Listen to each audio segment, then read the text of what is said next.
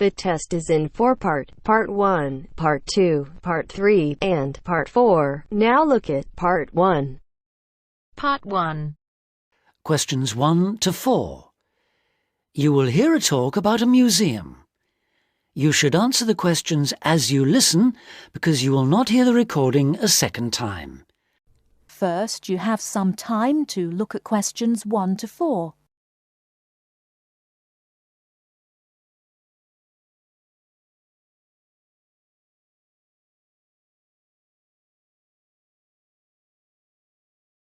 Listen carefully and answer questions 1 to 4. Welcome to the Museums UK audio series, a collection of downloadable audio files introducing the best of British museums. My name's Sam Cooper, and in this file I'll be introducing the Ashmolean Museum of Art and Archaeology in Oxford, with its fabulous collections of Eastern and Western art, antiquities, casts and coins. It's one of the oldest public museums in the world, and it's actually part of Oxford University, though it's free to go in whether you're a student or not. You'll find the main museum in Beaumont Street, near the centre of Oxford, close to both the railway station and the bus station. Opening hours for visitors are from 10 o'clock in the morning till 5 in the evening on Tuesdays to Saturdays, 12 to 5 on Sundays, and 10 to 7 on Thursdays in the summer months. It usually closes for 3 days over Christmas, a couple of days at New Year, and 3 days for the St Giles Fair in early September. You can take photos in the galleries, but only with handheld cameras and not using flash or lights, which can do serious harm to exhibits. Also, as long as you follow all the copyright regulations and you get permission from the staff on duty, you can ask for antiquities documents of less than 100 years in age to be photocopied at a cost of 5p per A4 sheet. Before you hear the rest of the conversation, you have some time to look at questions 5 to 10.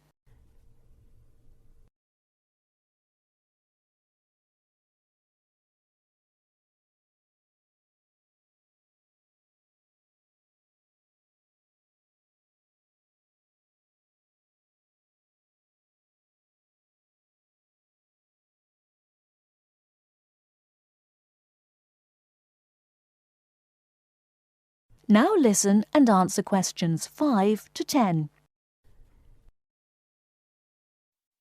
Perhaps not surprisingly, given its links with the university, the Ashmolean has an education service for schools and the general public. Activities include guided group visits, which for adults last 60 minutes and cost £4 each. This makes the minimum price per group £28, as group sizes vary from 7 to 15 people. Visits by groups of young people take the same amount of time as the adult tours, but cost just £2 for university students.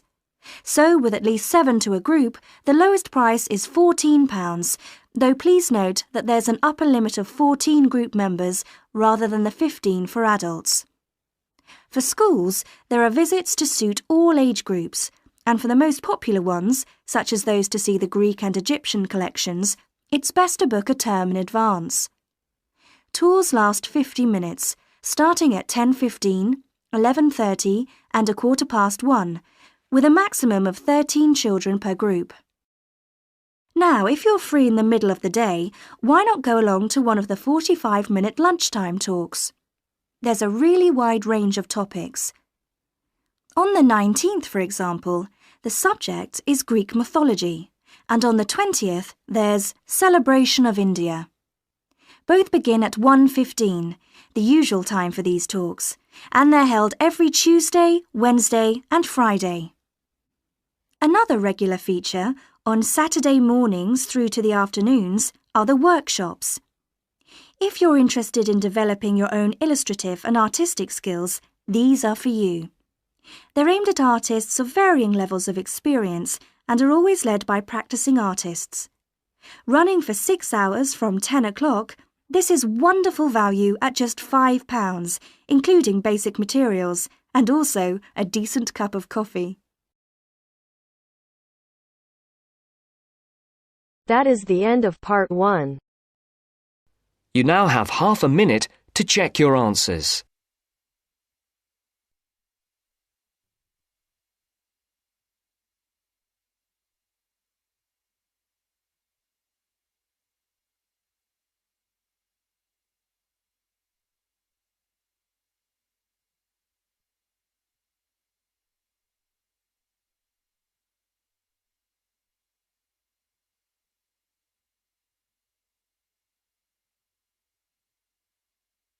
Now turns to part 2. Part 2. You will hear a man, Martin Hill, phoning an estate agent in order to find some accommodation. First, look at questions 11 to 14.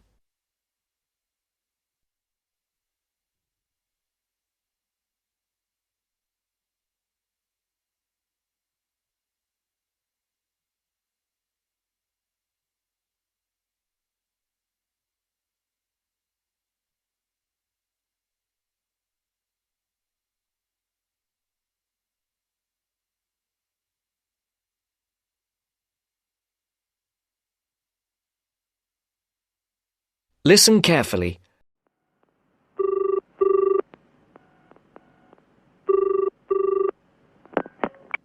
Hello, Brindle's estate agents here.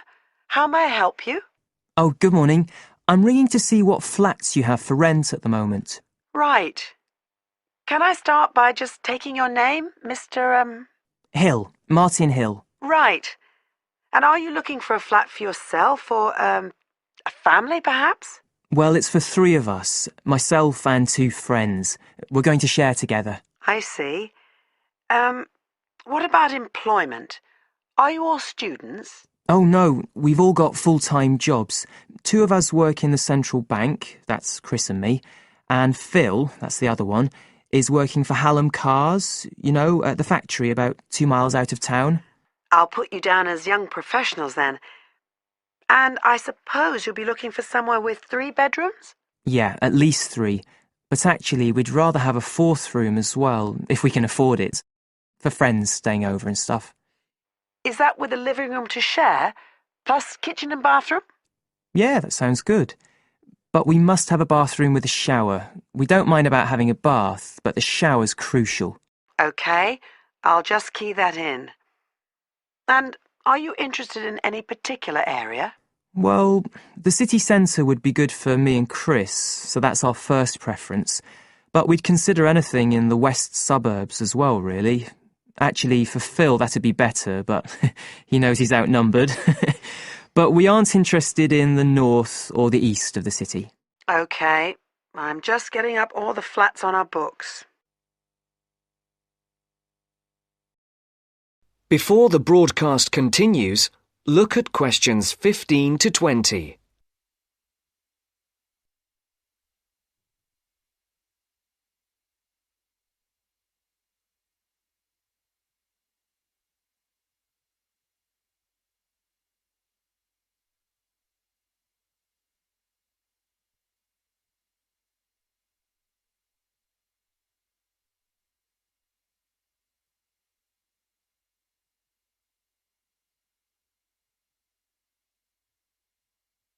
You will now listen to the second part of the talk.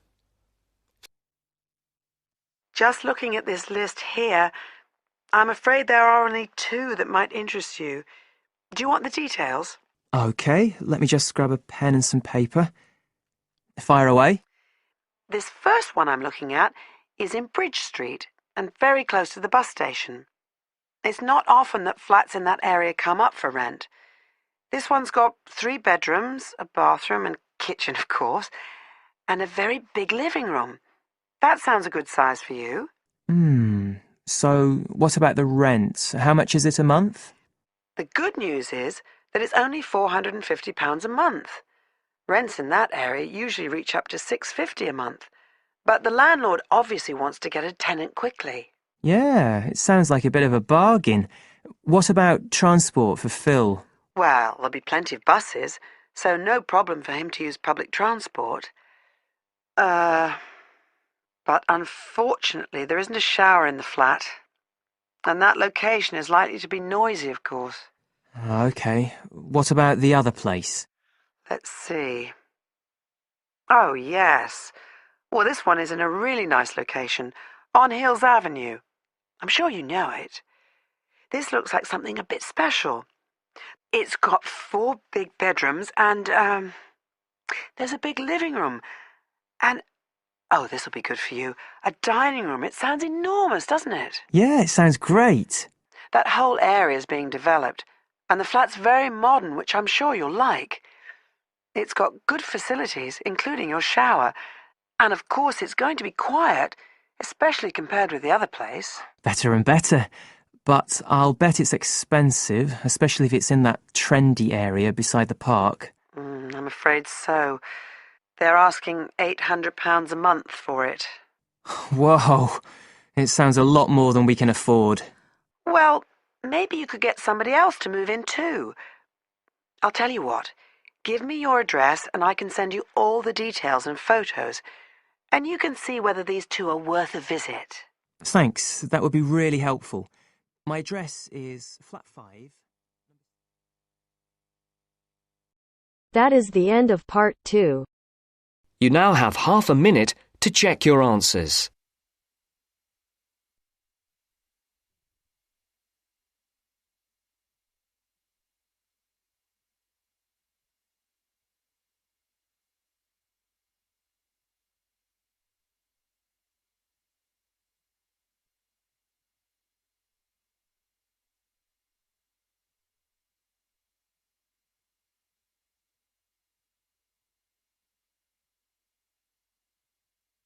Now turns to part 3. Part 3. You will hear an expert on birds talking about sparrows, one of the most common bird species in urban and suburban environments around the world. The expert discusses some possible causes for their declining numbers. First, you have some time to look at questions 21 to 26.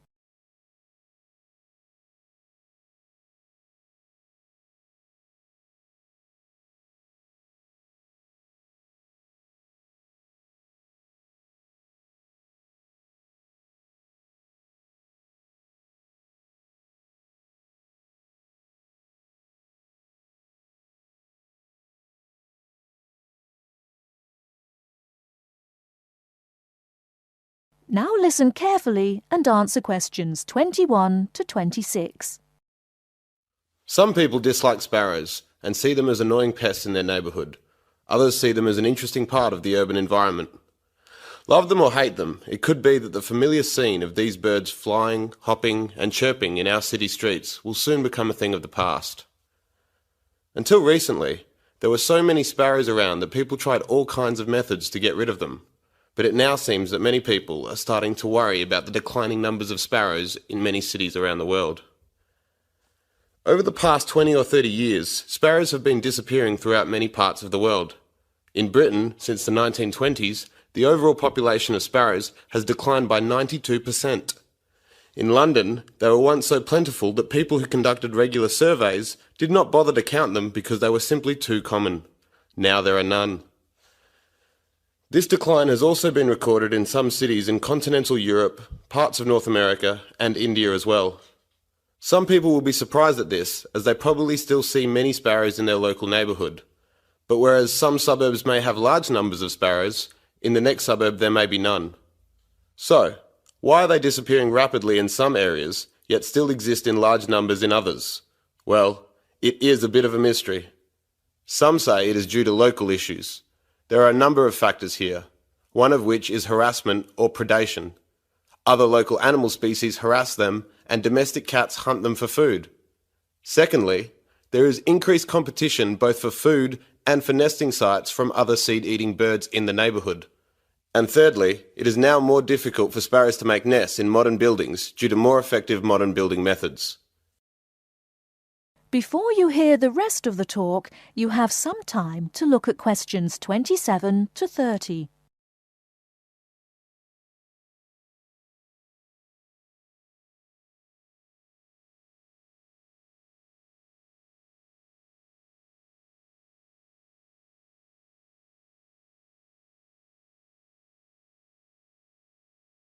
Now listen and answer questions 27 to 30. Recent studies suggest that another reason may be related to a problem with the breeding success of the sparrows. Although they continue to breed, the young nestlings keep dying.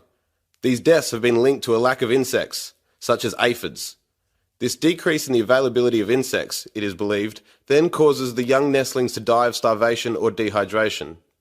It seems that there is a growing worldwide shortage of insects, and our modern urban lifestyle with the increasing use of motor vehicles is being blamed for it. It is suggested that the carcinogenic chemicals released into the atmosphere by unleaded car exhaust fumes is having an impact on insect numbers. Another theory, which is thought to be affecting sparrow numbers, is connected to our technological advancement.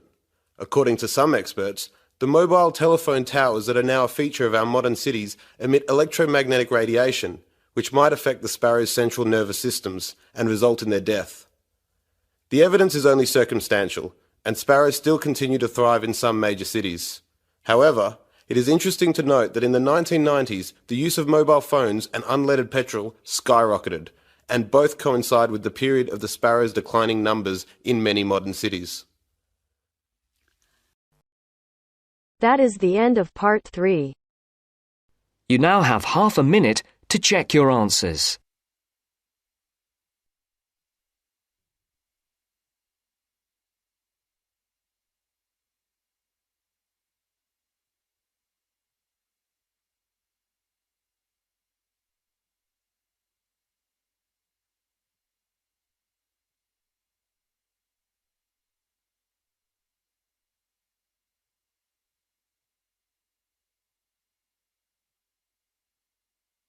Now turns to part 4.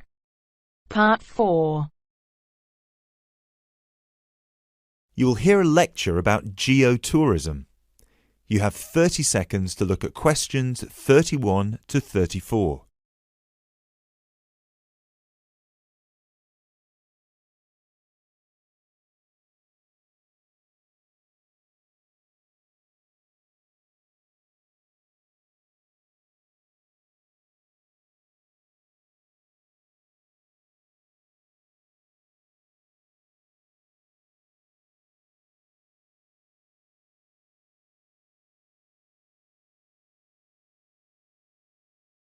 Now, I'd like to move on to talk about something called geotourism.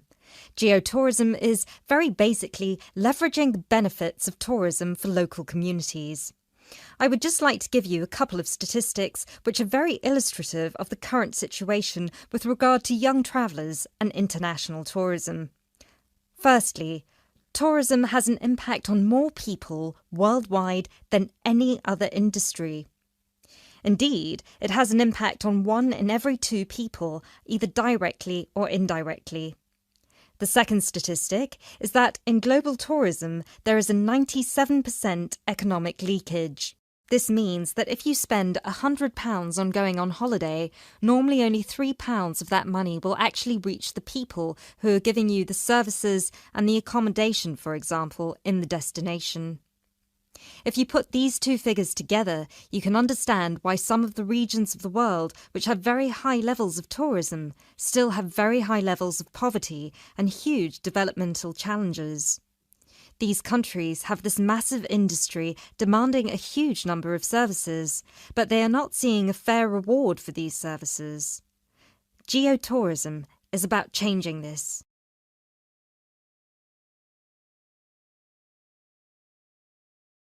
You now have 30 seconds to look at questions 35 to 40.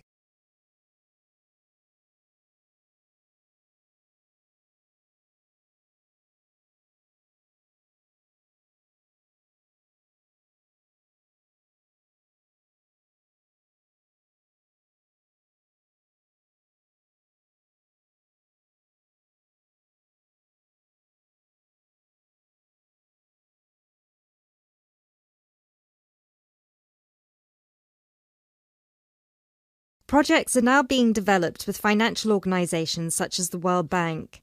One of these involves developing a technology platform which is bringing grassroots travel products such as hotels, locally owned hotels, not global chains, very locally owned tour operators to the international travel market, therefore avoiding the middlemen. These middlemen often cut them out of the market completely or just make their business unsustainable. Another way that geotourism can be promoted is through the niche travel market of volunteering. These days, a significant number of older teenagers want to spend a gap year, either between school and university or university and employment. Often, these people want to spend some or all of their year volunteering, but they either don't have the money or don't feel inclined to pay the main volunteering organisation businesses the fee they require, which can be as high as £3,500. What they are looking for is an organisation who can connect them with people on the ground, who can suggest worthwhile local projects. So, this is a real win-win scenario. The organisers charge a small flat fee, which then goes to the local contact. Thus, the local contact gets a very good commission just for one customer. The customer is also saving a large amount of money and time, both of which they can give to the projects they end up working on. There is still quite a long way to go before poverty in the most popular of tourist areas is eradicated, but a focus on this type of geotourism could provide an answer.